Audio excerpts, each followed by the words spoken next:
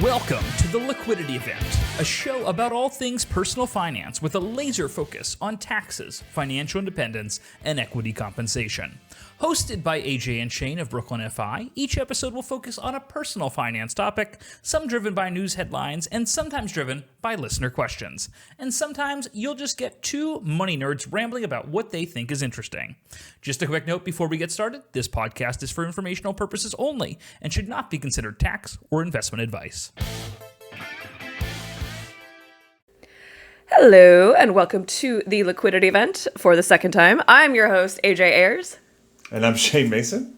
And this is episode 166, being recorded successfully on November 25th, airing November 27th. Happy Thanksgiving, friends. You can always email us your personal finance questions at liquidityevent@brooklynfi.com, and we will answer them live on the air. How are you doing this morning, Shane Mason? I'm great. On attempt number 2 of this week's episode. I'm still good to go. You're still good to go. Shane has been patiently waiting in a major modern American city with fast internet. Yeah, it's all good. I understand. Where is for the listener? We tried to record. AJ and I travel a lot, so we sometimes will record the podcast from far-flung places. And where were you, AJ? You were in the middle of Washington? In the Pacific Northwest on an island called Whidbey Island off the coast, about an hour north of Seattle. My very good friend moved from Brooklyn there almost 10 years ago, so I try to get out and visit her because she's not allowed to leave the island, once every couple of years. So, yeah. Oh, we have a lot of islands on today's episode of the Liquidity Event. Ooh, we sure do. One by the disgraced financier Jeffrey Epstein we'll be covering. But who else lives on Whidbey Island? Who lives there is Vicki Robin. Your money or your life. You know that classic personal finance. Don't let money lead your life. Lead with intention. She actually has a beautiful little farm on Whidbey Island. That book actually changed my life. I will say, When I was like 24 years old, I was working as an accountant. I read that one, and I tried to batten down the hatches on the expenses. For sure. Rice and beans for life, for sure. Yeah. Maybe I'll have to fly out there. Yeah, it's gorgeous. I mean, it's absolutely beautiful, but certain parts of beautiful nature do not have fast Wi-Fi. Hence, we are here a day later. But yes, today on the show, we've got disgraced financier Jeffrey Epstein and his accountant. We've got ACA subsidies going away. We've got some exciting AI and space news. And of course, some listener questions. And so, Shane, are you in New York City? Are you traveling for Thanksgiving? I am not. I go back to Mexico City finally after being gone for 7 months, the day after Thanksgiving, 8 a.m. Okay. But I'm doing a Friendsgiving Thursday, which is probably the day this episode comes out, and I will be bartending. I'm not allowed close to the pots and pans for some reason. I think I whip up a mean green bean casserole, but that is not on the cards this year. What about you? I will be headed to my happy place of Palm Springs, California, and I have also been forbidden to touch the pots and pans. Really? Because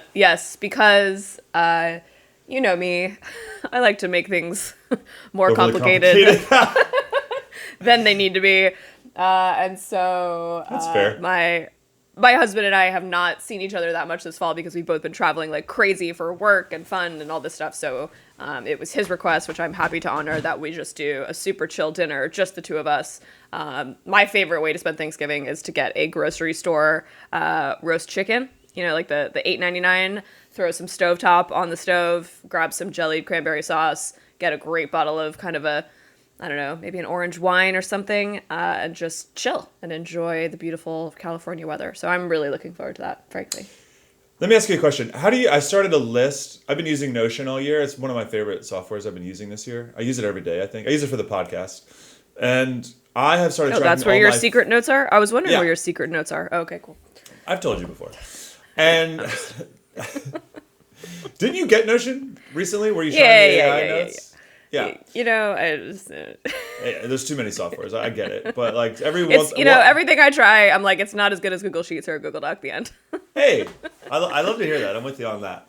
Except for Gemify, am I right? Except for Gemify, which is revolutionizing the way that financial advisors can give advice and tax calculations about equity compensation for their clients. Goddamn That right, is way sister. better than a cheat sheet. Goddamn right. ABC. Gemify.co if you want a demo with Mr. Shane. Closers get coffee. ABC, bitches. You were saying, Anyway. sorry. Anyway, I've been tracking. I find that I can't remember. My memory is We're shit. so good at ads.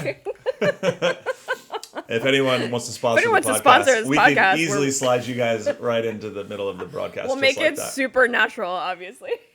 Yeah. Cedar, brought to you by Cedarbrook Notion. Lodge, highly This section of the podcast. See how easy that would be?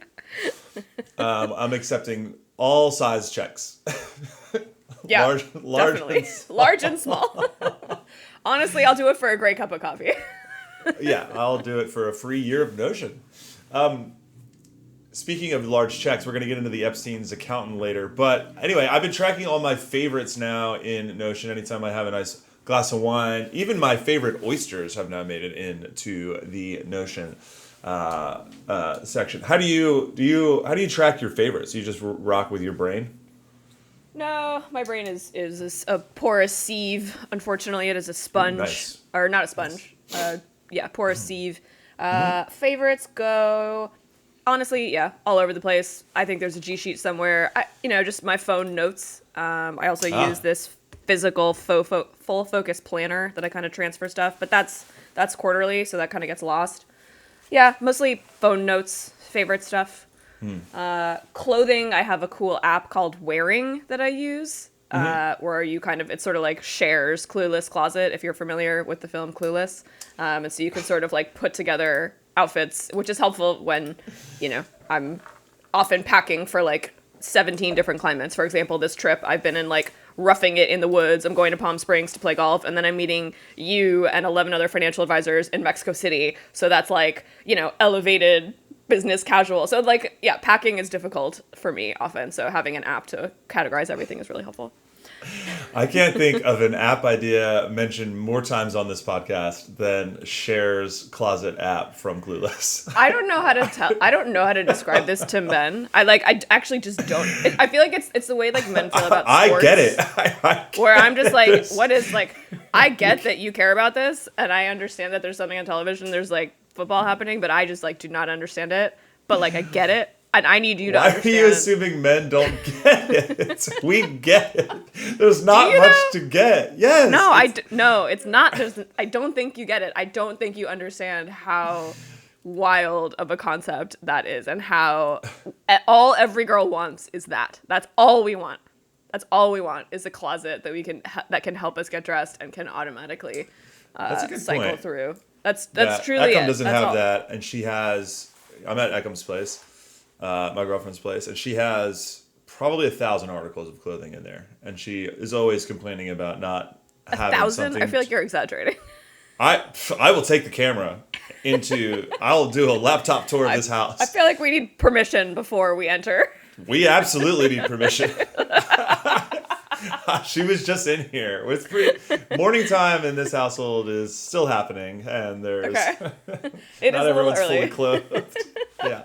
Meanwhile, it's what 6 a.m. over there. A little early. It's a bit of a personal episode this week during Thanksgiving. Why not? Speaking of which, what are you grateful for, Shane? Oh shit! You can't just catch someone off guard with the "What are you grateful for?" What do you mean catch you off guard? It's in the sheet. It's been not in the sheet for Thanksgiving. 10 days.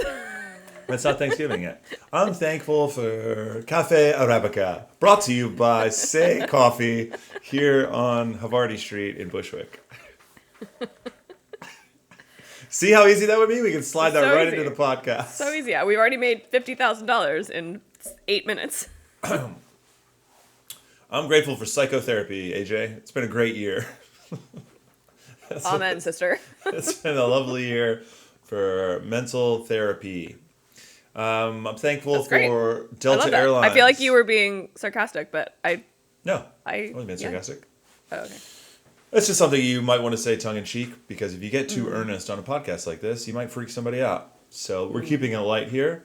Yeah, I've seen 3 different therapists. I have a follow-up finally with Mr. Fledzinkus. You know what I'm not thankful for? Client portals, because I had to follow up with my therapist who's doing a psychoanalysis treatment. I'm like, hey man, it's been a couple months. Have you done the interviews with my friends, such as my friend AJ here? And he's like, yeah, I'm just waiting on your paperwork. I'm like, yeah, I uploaded that a month ago to your portal. And he's like, I don't have it. I'm like, well, here it is in your email now. So everything just ends up like in the email. I don't know. I think our portal is great at BKFI, but medically speaking, I am not thankful for the medical profession in America. We have a lot. Can Jeff Bezos get involved finally and just? He did. I know he did the one medical thing, which was actually great. So can we have that be consumed into a giant trust, and all of my medical records are reviewed by the blue flame thinker that is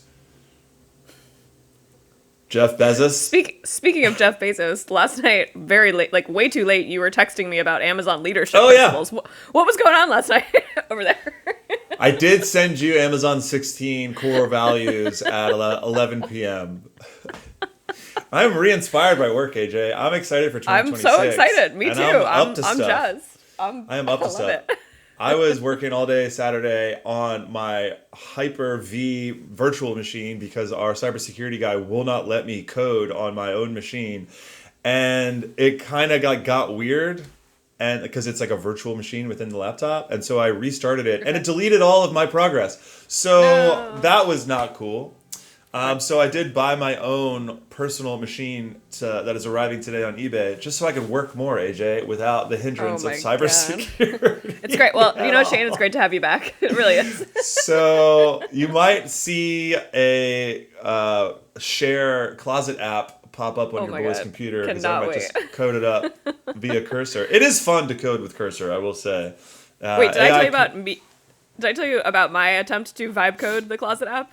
Did we talk about this already? I think we talked about it, but I think that was a while ago, no? Yeah, it was like, I don't know, over the summer, in August. It didn't work. I got close. Like, the thing with vibe, if you don't code on the regular, as I do not, you, like, start to see, like, early progress, and you're like, oh my god, I'm a genius, this is amazing, and then, like, it doesn't work. You spend 20 minutes? Like, I did it. Like, may not do this. Only I could have accomplished 17 lines of natural language. A Clueless closet app. Anyway, okay, so you're thankful for We have coding? No articles this week. No, we do. No, we're talking. It's Thanksgiving. We're talking about what we're grateful for. What we're thankful for. Well, I'm thankful for. Yeah, I mentioned a few things. Why don't you go, and then we'll bring it back to your boy. You said you are not grateful for healthcare portals. I am not grateful for healthcare portals, but I am grateful for my health. This has been a trying year for me, health-wise, and I'm very grateful for modern medicine, health, and just feeling good in your own body. I think we take that for granted a lot, so I just wanted to say that I am very thankful for where I am right now after a shitty year. I'm also really grateful to our team, the BKFI team. Continues to crush it. We have amassed a group of about 20 people who I think are the smartest, kindest, most thoughtful people in this industry. They combine deep technical expertise with very high emotional intelligence, which is very difficult to do. And I think they serve our clients very well. And I was just thinking the other day, Shane, about how when you and I started this business, we were like, oh my god, we're so amazing. How could anyone ever like plan as well as we are? Like the two, you get the two of us, you get these two minds, and now I'm like, whatever. These like our 27-year-old CFPs are better than you and I were. Like version 2 is better, and they're better at planning. They have better systems. So I'm just really proud of our team, and I'm really thankful that we were able to do that, and that they continue just to show up and are living their best BKFI life. So that was a little advertisement for Brooklyn FI. Brought to you. Ads. Yeah. Just like the Macy's Day Parade, this is going to be all ads for things that we're involved with. So. Oh, there's Snoopy. Watch out. This is America after all, dear listener. All right. Okay, I'm the host. I forgot. I thought you were the host. I was waiting for you to segue us. All right. No.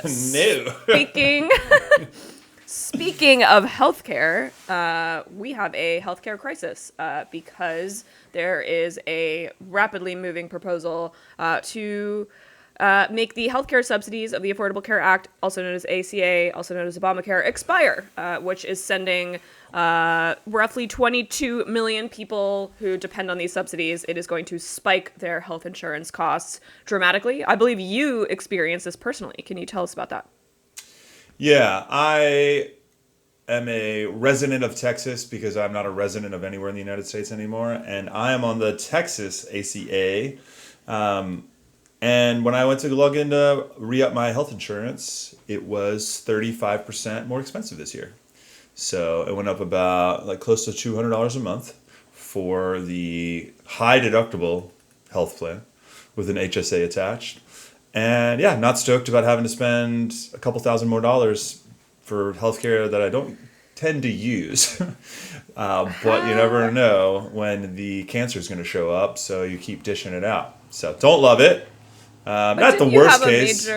Didn't you have a pretty major health issue 2 years ago? I did in a year where I did not have health insurance, and I got some minor stuff done in Mexico, and then I had to wait until this happened to me in October, and I had no health insurance, so I had to wait until January for my health insurance to kick in so I could get my surgery. So I had to schedule health insurance. I had to find a healthcare provider that would do the like it was a nightmare.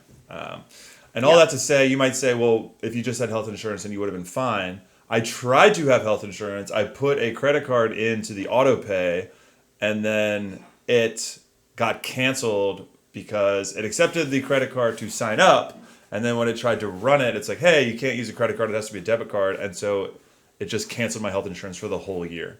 And that happened in like February. So I'm just like hanging out without. So all this to say, our system isn't awesome. Even CPA, CFPs can struggle with some of the intricacies of the issues. So didn't love it. Yeah, didn't love it.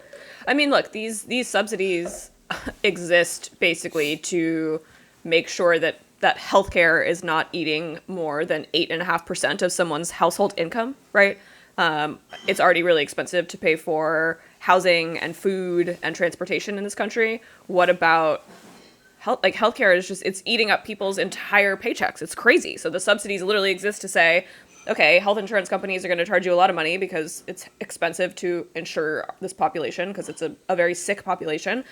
But let's cap it. And they're talking about getting rid of these. So I'm not excited about this. Anything else you want to say about healthcare.gov? No, I mean, essentially, we just have to remind ourselves that this is a subsidy, just like we subsidize gasoline production and corn production, et cetera. This is it's a transfer from the rich to the poor. It's welfare, essentially, and that tax dollars go to subsidize healthcare premiums for people that can't self-insure like the rich people do. So it is some form of socialism and a transfer of wealth. But listen, there are much more negative consequences when people don't have health insurance, so they don't get preventative measures handled, and they end up in the ER where things are way more expensive. There is some movement on the Hill, I think, due to the unpopularity of the current administration. Some of these subsidies might get enacted. I saw some news this morning, so we'll wait and see. Next week we might have an update on that. My premiums might come down. Yay! So thank you for the subsidy. Perhaps we'll see. Yes. Speaking of subsidies, I guess. Just one more thing. Please. Yeah. That's different from the actual the ACA credit that people are receiving. We're not even talking about Medicaid and expanded Medicaid in the states that have adopted it. And at the federal level, for people making less than, say, $50,000, the credits that you get when you have kids, when your income is low enough. This is just across the board. Like, my income is not low enough to qualify for a credit. This is just subsidies that you don't even see or get on your tax return. These are handled directly to the health insurance companies on the back end. That is, I just wanted to clarify that. Yeah, so this is basically anyone getting health insurance on an exchange, which is people who make millions of dollars, who are artists and freelancers and business owners like yourself. This is not just for people on Medicaid, right? This impacts almost anyone who has health insurance. So, bad news. Speaking of bad news, Elizabeth Warren has urged the Trump administration to immediately cease their plans which they were forming to sell off federal student loans to private companies. Thoughts here, Shane? Yeah, I have a lot of thoughts. I figured you would. I'm going to do my best not to freak out on this. Yeah, don't freak out. podcast. Just let's talk about the numbers. Talk about the economic impact and the personal finance impact of this. Yeah, well, for one thing, this reminds me of things that should be left, like the railroads. I've been reading a lot of American history lately, and Have you seen The Gilded Age, by the way? The show? No. I feel like based on your reading interest right now, you might enjoy it. Just because it's about the robber barons, the railroads, and shorting. It's there's a lot of like economic history woven into like the pretty dresses. So I think you would actually like it. Anyway, sorry to interrupt. Go ahead. Yeah, I've been reading a lot of like late 19th century history. Teddy Roosevelt, J.P. Morgan, Andrew Carnegie, Rockefeller, Frederick Douglass, all that era before we figured out that the government should be involved and that monopolies aren't awesome. And it turns out that railroads require an insane amount of capital in order to build them. So they needed J.P. Morgan, like before we had big banks to do this, to build those things. But as soon as a second person tried to build like right next to it, the profitability just doesn't work because there's two. You can't have two. So it's like sewers. And you can't have two sets of sewers, two sets of roads that are privatized. And unfortunately, I think student loans should not be privatized. As somebody that has dealt with privatized student loans in their 20s, those companies are objectively dog shit. So the government can let me just sum it up that way. There have been tons of stuff. Yeah. Yeah. I mean, have you the studies that come out, the companies don't keep track of your payments. So if you're trying to get public service loan forgiveness, they've been sued to hell and back because they're just not tracking things. They've decided that the customer service doesn't matter to them. Whereas the federal government, we just keep it all centralized there. All of these programs, you and I used to be certified student loan professionals. And the amount of complexity within not only just the student loan applications, but the paying off of them and the forgiveness of them is like a whole college degree. We had to give it up because it was so difficult to keep track of. We couldn't make money as financial advisors on it. A lot of people do well in that space, but yeah, there's like billions of dollars of student loans, probably trillions of dollars of student loans. And handing these off to private companies who have an intense profit motive, I don't know why we're doing this. Why do we... I'm sorry. I mean, the oligarchs are at it again. If you privatize everything and there's an opportunity for everybody to make money, but only people with capital, the capital class gets to take over the administration of something that should be handled by the people, and there doesn't need to be a profit motive behind every single thing that we do as a society. But student loans are broken in the first place because education got sort of privatized, right? Like it's so expensive to go to Harvard because you can make money selling a Harvard education, right? That's why we have student loans in the first place. Because if you ask any of our parents, they were like, "Oh yeah, I went to college and I could work at the diner and pay off my car and pay for a couple credits a semester and graduate with a degree and not $150,000 of student loan debt." And that is just not possible. And I think there are certain community college situations where you can actually finance your degree through work. The numbers actually make sense, but that is very rare, right? And it's very difficult, as we know, to do a full course load while you're working 40 hours a week, as you and I both know it quite intimately. as often degree getters while employed full-time or overemployed. So this is a terrible idea. Also, from an economics perspective, this is a way for the U.S. government to make money, right? Using, this is a large item on the balance sheet where the U.S. government is actually collecting interest, is actually collecting a normal interest rate that is based on the on the federal funds rate for years. Whereas if you sell these loans to companies, they can do whatever they want, and they're just going to try to collect for a couple pennies on the dollar. If anyone has ever received phone calls from a collection agency, they harass you, right? You and I have both been in this situation. Hold on, I gotta take a call. Yeah, they call you and they call your cell phone. Over my dead body. Come and take it, bitch. You're never getting that money. I live Come in and get Mexico. it. Yeah. Anyway, please don't do this. I mean, it sounds like there's enough opposition here, but can we stop privatizing everything? There's a lot of good that the government does do, and it's pretty good at education, healthcare, etc. I'm just wondering where the innovation is going to come. If we're going to privatize this, maybe we'll get some innovation. Where are you going to get innovation in paying off loans? I'm sorry, but It's just we need a low-cost, centralized place to handle that stuff. Yeah. I feel like there's a lot of the zeitgeist is like, look, the system's really broken. We need to try radical things, right? We got to like start over because whatever we're doing isn't working. So like, let's try radical things.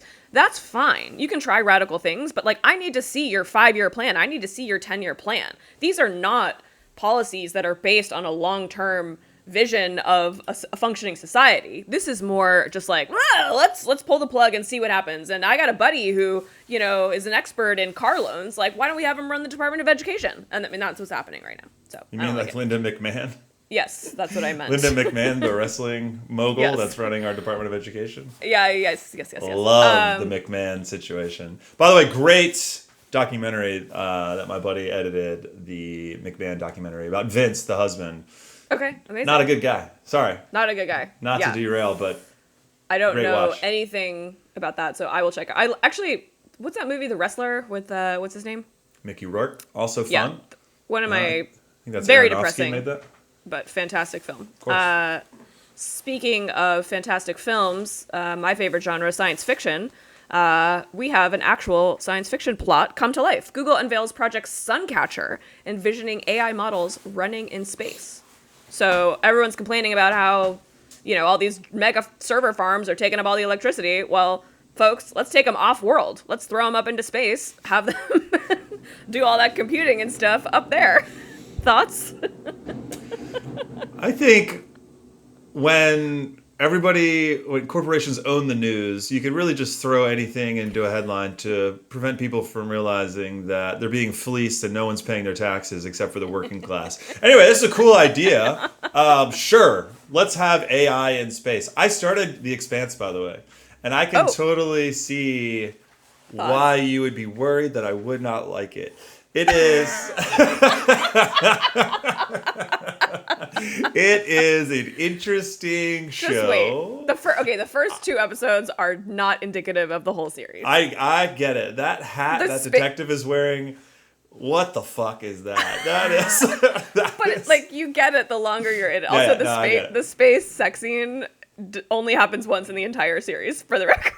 Oh, I didn't mind that, actually. That was kind of hot, honestly. I was like, ooh, zero grab cowgirl, whatever. Let's go. But no, I'm giving it's definitely like for the heads. It's like for people that would play a video game without any graphics type deal. Like, it's just all the story is what I'm getting. The story is where it's at. So yeah. I'm going to stick it out. It's pretty plot heavy. Yeah, for those who are not familiar, The Expanse on Amazon Prime is my favorite show of all time. Not of all time, but I've seen it many times through. Whenever I'm having a bad day, I just throw on season 3 of The Expanse. Season 3. Oh, okay. So I got to get through about 20 hours of content before I get to the good stuff. There's 6 seasons, so buckle up. Skip 4. 4 is no good. It's like season 2 of The Wire. Yeah, exactly. All right. So according to Google, satellites operating in sun-synchronous orbits can collect solar power almost continuously, up to 8 times more efficiently than ground-based systems. So yeah, let's take solar... Why have it on the planet when you can move it closer to the sun and just put it in orbit around our planet? Seems like a pretty good idea, right? I don't know if they can pull this off, though. I think it all depends on the cost per kilogram of cargo, right? Yeah. So why are you laughing? I read science news, and that's... Suddenly an astrophysicist has entered the chat. That's okay, though. All right, next. My bad. Fart sounds. Okay, so your cost per kilogram of space cargo. Yeah, I think that's what it's all about. And I think right now it's too high to get it up there. But with the Starship coming, these are the kind of YouTubes I watch, AJ. It's when I'm just chilling. I was like, the easiest way to get cargo into space. There's some fun ones. I kind of listed a few of them. But there's a balloon idea that carries cargo up, and then the rocket takes off. So you get a lot of the gravity. Okay.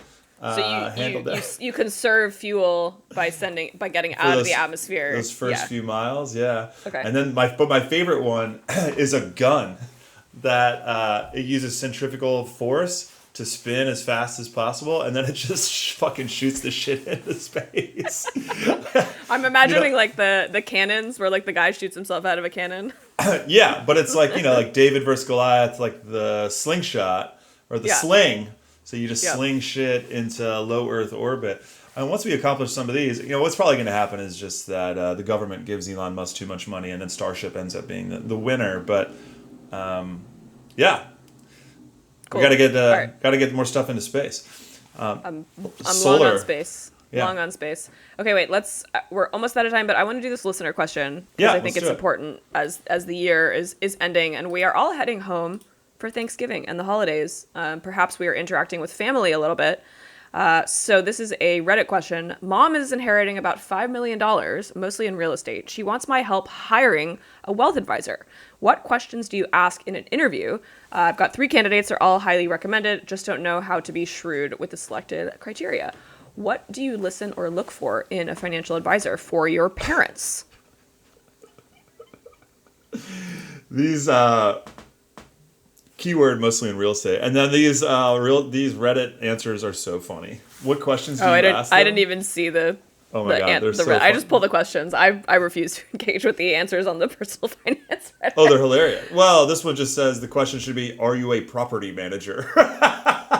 Because, I mean, to be fair, as wealth managers, we would not serve this client. I can't think of a single wealth manager that would be excited about servicing this client because real estate is the graveyard of wealth management. There's just nothing to do there. It's invested. Yeah, sell the property. Yeah. Yeah, but you don't want to tell somebody to actually do that, Yeah. right? Like, I don't know. I mean, if it's mostly in real estate, No, there's not I mean, much look, you can do as a wealth manager.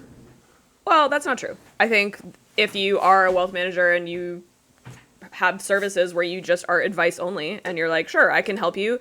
I'll look at these properties. I'll help you analyze the cash flow of them. And, hey, it's your mom, so you probably want to transfer these at some point. Let's make a plan. Let's sell off $1 million or $2 million or $2 of these properties. Let's make sure that if you're in California, we put the real estate in a trust. Like, I think you just kind of have to ask them, hey, what would your plan be if I said, hey, I want to sell one of these properties next year? And then that would be, their answer would be a good indication of their willingness to think outside the box. And if their answer is sell them all and invest the money, that's probably not a good place to start. So the other question I would ask is, are they a fiduciary? Are they a fiduciary advisor? And also, how do they get paid?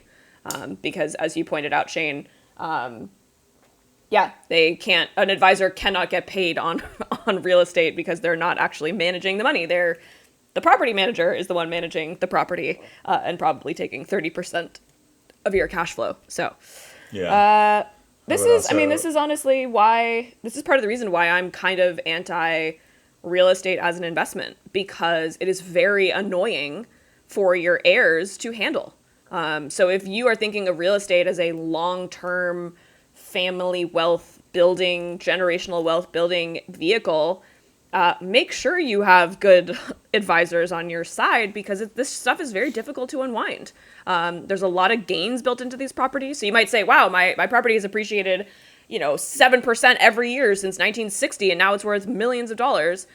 Right. Well, that person's about to experience all that gain and potentially have a very large tax bill, unless you just keep passing it on, and then the next generation doesn't actually get to benefit from the cash flow and actually get to use it for things like, I don't know, healthcare or paying for your grandchildren's college education.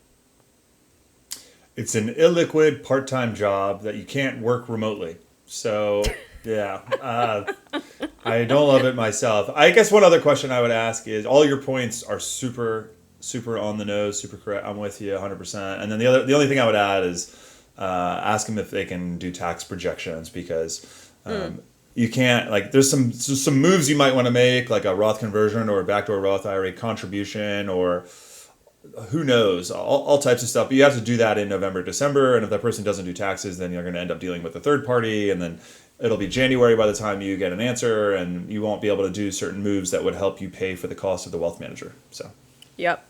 So we're all potentially about to have interactions with our family, right? Over Thanksgiving, perhaps. And now would be a great time. Let's not talk about politics. Let's talk about estate planning, folks. Why don't we start to engage our parents with a conversation about their plans? Do they have a will? Do they have any trust set up? Do they have an advisor or a lawyer that they might introduce you to? or at least give you their contact information, because this is a great opportunity to start having that conversation. We have seen a lot of clients over the past year deal with messy estates. Obviously, we don't want the triggering event for inheriting an estate is that someone dies, so we don't want that. But it is inevitable, unfortunately. At this moment, we have not figured out how to stop death. So my wish for all of you is that we start to have these conversations. And honestly, like Thanksgiving holidays is a great time to do this. Like, hey, Mom, I'm thinking about my financial life. I've got all my ducks in a row. I'm thinking about the next generation. Just want to make sure you're all set. Is there anything I can do to help? Are there any introductions I can make for you? Is there anyone that I should know that is one of your trusted advisors? Should something happen? Who should I contact? Am I involved in the will? Are you expecting me to, make sure that your beloved Fabergé egg collection goes to the right people? I need to know that because I might need to take some time off work to distribute that collection if I'm named in the will. Oh, yeah. Yeah. I can definitely see that going over well at Thanksgiving dinner. Have you had those conversations? Yeah, my mom has a financial planner that I talk to Yep. all the time. That's I have her will and estate plan. So it gets everything. It's pretty straightforward. So I am lucky in that regard. I know what's going to happen. Yep. And I think I'm unlucky in the regard that my dad died. So, but I earlier, but it helped us be ready for. Yep. We've dealt with a will, a trust and will, and an estate plan in the past, so we're experienced with it. I mean, unfortunately, that's what usually happens. There's some kind of unexpected tragedy that happens, which forces everyone to reckon with this. So my wish and hope for all of you is that you can start these conversations, as awful as they are, but just sitting down and saying hey, could we start this conversation? And you're not going to get the answer in one meal or in one meeting. But hey, I'm thinking about this. Could we just start talking about this? 100%. Yeah. All right. Good point, AJ. Leading into the holidays. Yeah. All right, folks. Thanks so much for listening. You can email us your financial problems at liquidityevent@brooklynfi.com. And finally, Stans can leave us a review if they want to be weird about it. Happy Thanksgiving, y'all. We will see you next week. Bye.